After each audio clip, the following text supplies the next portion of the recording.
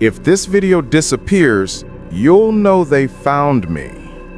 I wasn't supposed to keep this file. Hell, I wasn't even supposed to see it. But curiosity, yeah, that's always the beginning, isn't it? One boring night at work, a corrupted archive on a government backup drive, and me, the idiot, who thought he could fix it. I thought it was just another data recovery job, until I saw what was on the tape. You'll want to stop watching, but that's how it starts. Everyone who's seen the footage says that before they go missing, before their accounts are wiped clean. The footage was labeled Project Ashgrove, Do Not Restore. No date, no metadata, just static and those faint shapes moving through it, buildings melting into the ground like wax, faces half seen through fog. I didn't believe it at first, but the coordinates matched a real place, a town that doesn't appear on any map anymore, a town that was erased. And the worst part? Someone tried to bury every trace of it. They failed. You're seeing this because I made copies. I scattered them. If you're watching, you're already part of it. They'll look for you too, eventually. The ones who erased Ashgrove. I'll start from the beginning, before I realized what we were covering up, before I understood what that thing really was. You shouldn't have watched this. My job isn't glamorous. I don't chase ghosts or uncover conspiracies for a living. At least that's what I used to tell myself. I'm a freelance video archivist. Basically, I spend my nights restoring corrupted footage for a private firm that contracts with different federal agencies. They send me hard drives, I make the digital rot go away, and a direct deposit hits my account 2 weeks later. Coffee, headphones, late nights, that's my routine.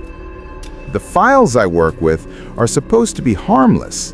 Declassified test footage, historical recordings, sometimes old surveillance archives. 99% of it is dull beyond belief. You'd be surprised how many hours of film exist of empty hallways and cornfields. But last month, I got a batch marked Federal, Classified, Priority Restore. Inside were dozens of folders with strange naming conventions. Null Event 1972, Ashgrove Test, Erased Project. Most of the video data was corrupted beyond recognition. Gray noise, static, color streaks, except one folder. Null Event 1972 wasn't empty. That's when Dr. Lang pinged me on our internal chat. Hey, if you see any files with redacted tags, don't open them. Just flag and move on. Why? Some of those were supposed to be wiped after the audit. Legal liability stuff. Don't dig. I joked back, told him I wasn't exactly hacking Area 51, just doing checksum repairs. He didn't laugh. He just typed, "Seriously, don't touch the red ones." But curiosity doesn't listen to warnings, does it? Lang said every copy of the footage was destroyed. So why was it still here? Why had someone restored it just 2 days earlier, then hidden it again under a deleted tag? The file shouldn't have existed, but when I hit play, I realized why they wanted it gone. The footage opened with a cheerful, almost corny tune. That kind of old-fashioned marching band music you'd hear in 4th of July parades. Black and white film grain, time-stamped June 12, 1972. An aerial shot rolled by, a small Midwestern town. Neat rows of houses, a white church steeple. Kids waving as the camera plane passed overhead. There was nothing unusual about it. Until the jump cut. 1 second, daylight and music. The next, silence. No birds, no hum of film reel, just a soft electrical hiss. The town was the same, but empty. Cars in the street, doors open, smoke drifting like something had burned out hours ago. I thought the footage had skipped, but when I scrolled back, The missing seconds weren't missing. They'd been overwritten. Frames of static. Then a single image froze in mid-motion. A man waving at the camera, his face blurred by motion. Except when I stepped frame by frame, his arm lowered, his head turned toward me. I blinked, rewound, this time different. The same man, but behind him, a second figure appeared near the church doors, too still, too sharp, like a new layer had been added. Each playback changed the footage. Details shifted, buildings leaned, clouds thickened. On the third run, I swear I saw someone waving, not from the film, but from the reflection of my own monitor. That's when Lang messaged me again. You didn't open null event, did you? It's corrupted. I just need to stabilize it. It's not corrupted. It's alive. I stared at the chat window, then back at the footage. A whisper crawled through the speakers, faint, layered, like someone talking through broken glass. My waveform monitor spiked, though there was no audio track. Lang said it was a recording of memory, not history. I thought he was being poetic, until the next replay. The smoke moved differently. It curled into letters, faint but legible. Don't watch. My screen flickered, and every frame froze on one face, a woman staring straight at the lens, eyes wide, mouth moving silently. Then the video stopped itself. I tried reopening it, but the folder had changed names.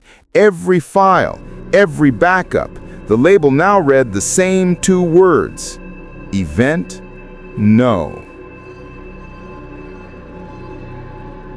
I couldn't sleep after that night. Every time I closed my eyes, I saw the woman's face.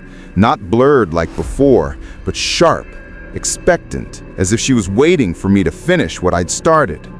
So I did what any idiot in a horror movie would do. I started digging. Ash Grove, 1972. Nothing. No census records, no maps, even the coordinates from the footage didn't exist anymore. Google Earth just showed an expanse of forest and a shallow depression in the land labeled private property. But the deeper I searched, the stranger it got. Old archive newspapers had missing pages. Microfilm reels had gaps exactly where the date June 12, 1972 should have been. The town hadn't just been destroyed, it had been deleted. And on a local history forum, one user mentioned something odd. There used to be a town south of Route 8. My granddad said they shut it off after the sirens, said you could still hear the broadcast if you tuned just right. That was enough for me. I packed my camera, my laptop, and a bottle of cheap gas station coffee and drove to where Ash Grove should have been. Halfway there, my GPS started glitching, spinning the map, resetting coordinates, forcing reroutes back the way I came. I switched it off and followed the old paper map instead. When I finally reached the location, my stomach turned. The trees thinned out into a wide gray crater. No ruins, no birds, no sound, just wind that didn't move anything. There was an old maintenance shack on the edge, rusted, half collapsed, the door hanging by a single hinge. Inside, everything was coated in dust, except a stack of folders sealed in plastic. The top page was still legible. Containment successful. All witnesses neutralized. Erasure audio distributed via broadcast channel 19. Complete memory collapse confirmed. My hands shook as I turned the next page. Diagrams, notes about resonance frequencies and psychogenic contagion. Whatever had happened here wasn't an accident. It was a controlled event. I heard the radio in my car crackle to life outside. I hadn't touched it. The same music from the footage, that cheerful, patriotic march, played faintly through static. I ran out, but the station display read Channel 19, no signal. The air smelled like ozone, like a storm about to break, though the sky was clear. I lifted my camera, tried to take a photo, and froze. The screen blinked white, then black. When I checked the gallery, there were no images. Every photo I took deleted itself the moment I looked away. Someone else had been here. The ground was still warm. It wasn't a disaster. It was a test. By the time I got home, the video had changed again. Now it showed me standing in the crater. It started small, the kind of glitch you'd blame on bad Wi-Fi or sleep deprivation. My emails to Lang bounced back. Company directory no longer listed his name. When I called the office, the receptionist said, "There's no one by that name here," with the blank politeness of a machine repeating bad data. Then the floor dropped out. The entire building where Lang worked, where I'd visited him last month, didn't exist anymore. I drove to the address myself. The street numbers skipped from 418 to 422, the space between them filled by an overgrown lot and a half-rotted fence, like something had been lifted out of the world. I checked my own records next. My social profiles? Gone. Credit card login? User not found.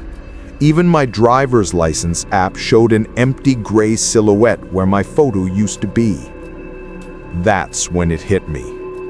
The file wasn't deleting itself. It was deleting me.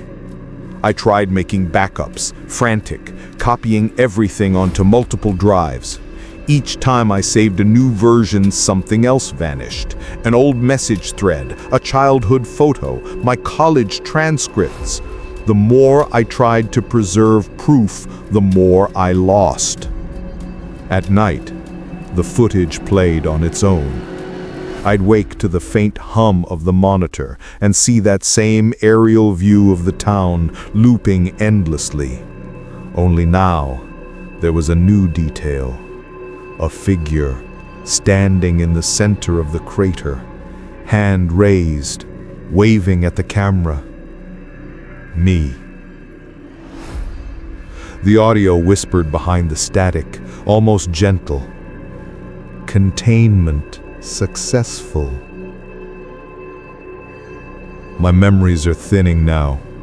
Words slip, faces blur. Even as I speak this, I can feel the story erasing itself, like it's consuming the act of remembering. I should have stopped, but I had to tell someone before I'm gone completely. If this video gets deleted, someone else will re-upload it. That's how it survives, not as data, but as memory. I don't remember my name anymore. Just the sound of the film reel, spinning endlessly. I can feel it inside the pixels, rewriting me, using my voice to reach you. Don't search the name of the town. Don't look for ash. If you start hearing static after this, it's already begun again. The footage isn't lost. It's waiting.